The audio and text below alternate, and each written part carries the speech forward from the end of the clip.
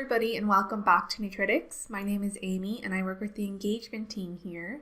We just launched a new version of the software, so I thought I'd take you through the changes really quickly as there's some really exciting ones this month. Okay, so first up, we're going to go to Label Magic. This change has been live for a few weeks now, but I thought I'd take you through it really quickly.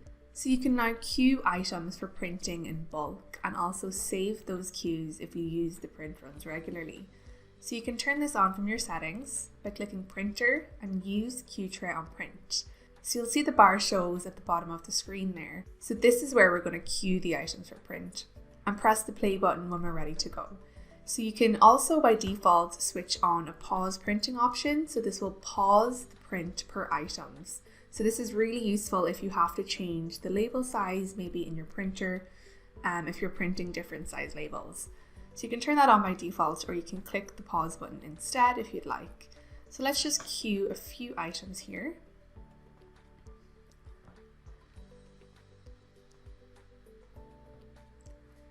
So 200 banana bread, and we'll do 100 carrot cake.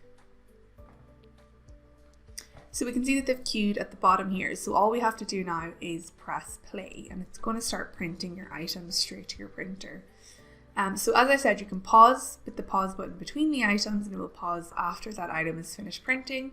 You can also save the items for future use. So by clicking the three dots here and we select Save Active Queue. So if we just pop in a name here, that's now going to be available for selection whenever you open Label Magic. So if we just refresh this screen, we've stopped that print run and we're coming in fresh. We can select the three dots, Wednesday dessert run, and it's going to be ready to print. So that should be really handy and save people some time. And next up, you can now actually export your recipe reports out via QR codes. So these will be individual QR codes and you can access them via our batch jobs feature. So this is only available for those that are batch jobs. So if we click batch jobs, batch export, and then we're going to select a few recipes that we want to export out. And you'll see down here now with the export format, you can actually do QR codes.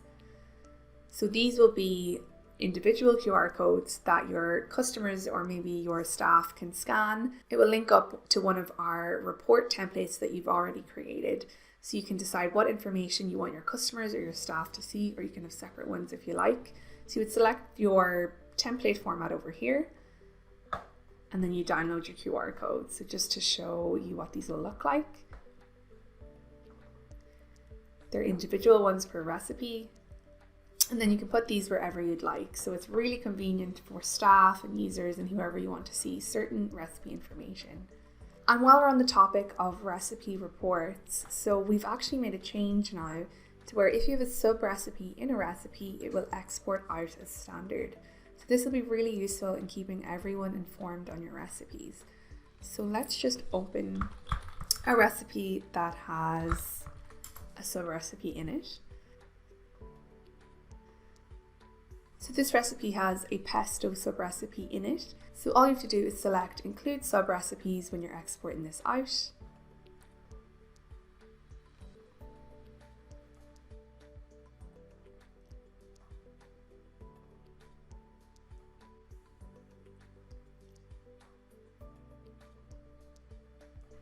We've also added a new energy calculation formula.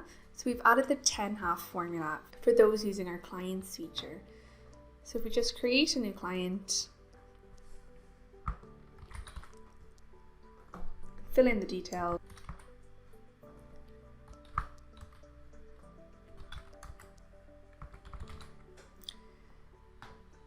we can now scroll down and see our new energy calculation formula. So it's down as 10/2 2014.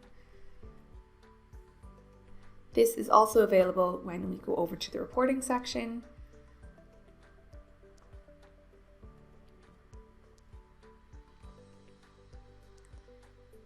It's available for the calculated EEOR source here as well. We've also made some upgrades to our Audit Trail feature, so you can now actually track changes for menu settings, the ordering dashboard, and also changes to labels.